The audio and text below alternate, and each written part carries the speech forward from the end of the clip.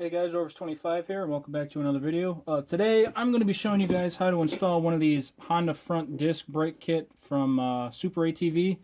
This is going to turn the front of your ATV from disc brake over or from drum brake over to disc brake. My apologies. So I'm going to go ahead and go through how to install it. This is going to be the front left one on my TRX300FW from 1994. And I'm just going to go ahead and start. This is going to be kind of roughly cut together, so I apologize. I'm basically just going to make one really long video and then just kind of cut it down, so I apologize if it's not well edited, but this is the best way I can do it with the limited amount of space that I have in this shed that I'm working in. Okay, so the first thing that you need to do is you're going to need to go ahead and remove the bolt, or the nut that's on the bolt that's holding on the piece that your wheel would mount on. So just go ahead and get yourself like an impact or something and go ahead and take off that nut. Once the nut's off, go ahead and just wiggle it off, or however you have to do it. Sometimes you have to get a rubber mallet, shake it around, whatever you got to do to get this thing off. Just make sure that you take the nut off, and then you'll be able to go ahead and take it off. So looks like I'm gonna need a rubber mallet, so I'm gonna go get a rubber mallet and I'll be right back. Okay, so I went ahead and got it off. I'm going to go ahead and just put that over to the side there. And the first thing that we're going to need out of the box is this brass like brake mounting piece, I'm going to say. The actual caliper, whatever they call it, actually bolts onto these two holes here. And the flush or the flat side is going to mount straight onto the knuckle. The bend is going to be on the inside, and then I forget what they call this, but where they like take a drill bit and they drill it out so it fits the bolt that's going to go in there. That's going to be on the outside, so it's going to mount just like that.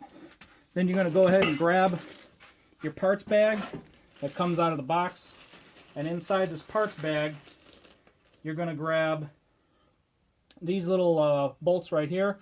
They're kind of like in the shape of a, I don't know, like a funnel or whatever, and those are going to mount flushly inside the bracket, kind of like that. So you're going to have 4 of these. So go ahead and just put the plate right on there. I recommend that you go ahead and get some anti-seize. Just put a little anti-seize on that, then go ahead and put those in. You are going to need a key, an Allen key, to go ahead and put these in. These are not Phillips or bolts, these are Allen keyed. So go ahead and just take a little bit of anti-seize, put some anti-seize on the bolt, pop the bolt in, just like that, and then just go ahead and tighten it down with your Allen key. Once you get that done, we'll continue. Okay, so now we have the bracket for the brake caliper to be mounted on, so the next step is actually assembling the rest of it. So we're going to go ahead and take the actual disc brake metal plate, I guess, where the actual caliper squeezes on, and we're going to take this metallic cylindrical piece. I'm not sure what they call it in the instructions, but whatever. And then your actual, I believe they call this the hub. And we're going to go ahead and assemble all 3 of these. So the way that this is assembled is you're going to have 4 really long bolts. You're going to go ahead and put one of the bolts through the actual plate. Then you're going to go ahead and take one of these spacers, put it over the bolt, or on the bolt I should say. Alright.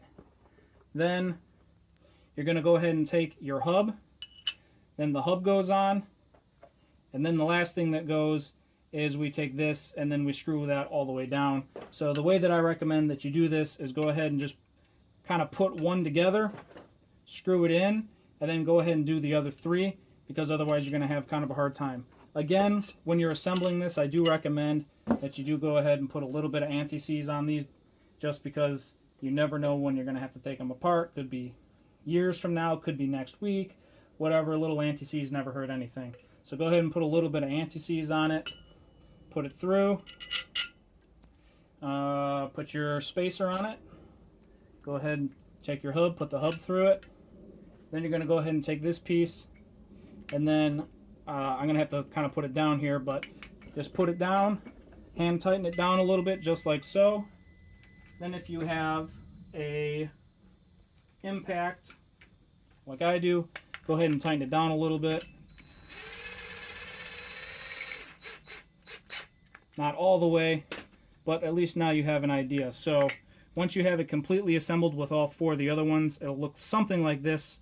I'm going to go ahead and put the other 4. I recommend that, again, you just do 1 of these, and then you can do the other 3. Just don't tighten it all the way down, because then you're not going to be able to get the spacers in there like you're going to need to. So I'm going to go ahead and put the other 3 of these on, and then we can continue.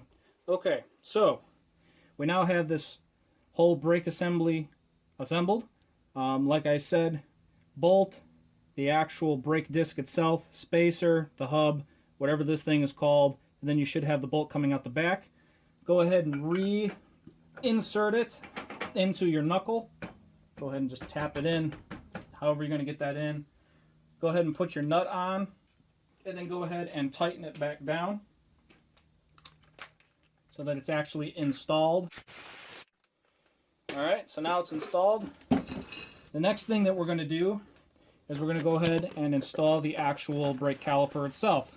Now, one of the problems that I was having when I was doing this, which is why I'm making this tutorial, is that they put the calipers in the wrong boxes and never changed the instruction manual.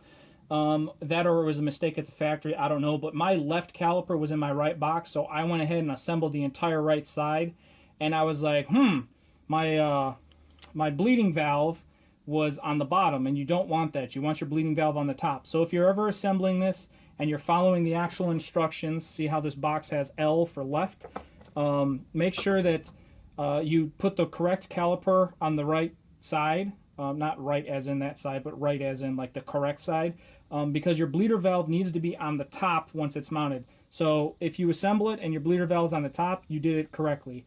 If you did it and your bleeder valve is on the bottom, that's incorrect. They either made a mistake at the factory, or when they changed whoever manufactures these parts, they didn't put them in the right boxes, or I don't know what happened. Just make sure that your bleeder valve is on the top.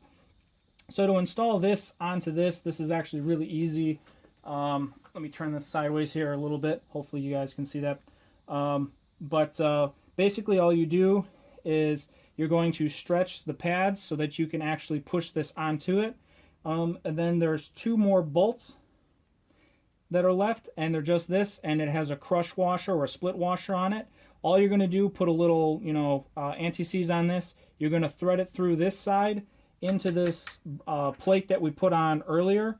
And then once that's on, you're pretty much done. All you got to do is, pretty much reroute your brake line to fit in that hole, which they include 2 new washers and an actual bolt with the hole in it for the brake line.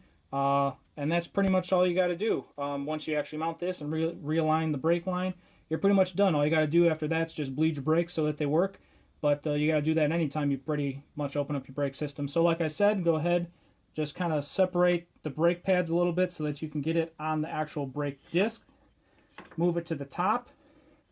Once you're done, you're going to go ahead, take your bolt, which I'm going to put a little anti-seize. Some people don't put anti-seize. I like putting anti-seize on it. Go ahead and put it through the back side of that plate. The metal, the black part of the plate is going to be on the inside, and the brass part of the plate is going to be on the outside. So the bolt should go through the brass part of the plate first, then screw into the black metal part of the actual brake caliper. So I got that one hand tight on the top. I'm going to go ahead and put the crush washer on the bolt, put a little anti-seize on the threads on the bolt. Then I'm going to go ahead and put this one, which I'm going to have to do left-handed here, through the hole. I'll switch over to my right. Go ahead and just wiggle it a little bit so that you can find that hole. Go ahead and hand tighten it down again. And then I believe these bolts from the factory are 13 millimeters. That's the wrong way. Yes, it's 13, so go ahead and just grab your 13, tighten it down. And there you go. Last thing that you're going to have to do, pull out the little safety cup on the brake line. You're going to take the replacement bolt that comes with it. It's going to come with these 2 little replacement like anti-leak washers or whatever. You're going to take your existing brake line, put one of the washers on the new bolt. you're going to go ahead, slip the bolt through, put another one of those anti-leak washers on it. Go ahead and just line it up with the hole. You don't put anti-seize or anything on this, or at least I don't. I'm not sure if you're supposed to. I'm not going to because I don't want it mixing with the brake line fluid. And then I believe this is a 12. Go ahead and just tighten that down a little bit. And there you go. You can go ahead and reroute this however you want. This is a little bit to your preference, how you want the brake line routed. I can pretty much, once you move a little bit of these plastic pieces around that are like clamped on the hose, you can get these metal things pretty much back to the original. And then I will walk you over to the other side where I actually have one assembled. And it'll look something like this. So this is my right side. And if I move this over a little bit, we can see that I have my brake line coming back up. I do have it mounted back on the original 3 places. And then I'm pretty much good to go. All I got to do after this is go ahead, mount my tire, re-bleed the brake line so that they actually work, and you're good to go. That's all you have to do to install these. It's not super hard, but with the poor instructions that come with this, it makes it very difficult to understand what specifically goes in what order and in what direction. So I really hope that this helps you. So as I am not sponsored for this video with SuperATV, I do want to give my perfectly clear opinion that while the product may or may not be good, I haven't really tested it yet. I do have to say that their instructions on how to install their product are atrocious, and they really need to be updated, and they need to work with the manufacturing distributor that repackages or manufactures the items, and they need to get that stuff clear so that brake calipers and stuff are going in the correct boxes, so that people that straight up follow the directions aren't assembling it wrong. Because if I followed the directions as it was listed and followed the diagrams and part numbers in the box, I would have put my right caliper on my left one and my left on my right, and it wouldn't have turned out very well, because they would basically be unbleedable. And for someone who doesn't know anything about brake lines that need to be bled, you need to have your bleeder valve on the top so that the air bubbles can come out, because if you have any air bubbles in your brake line, your brakes aren't going to work correctly. So like I said, I really hope that this tutorial helps you install it correctly, because what SuperATV provides is not good enough. And that's pretty much all I have to say on that. So if it helped you out, go ahead and give it a thumbs up. And if you didn't get any help from it, I guess, go ahead and leave a thumbs down. You know, whatever. It's your choice. But anyway, I'll see you guys in the next video. Peace.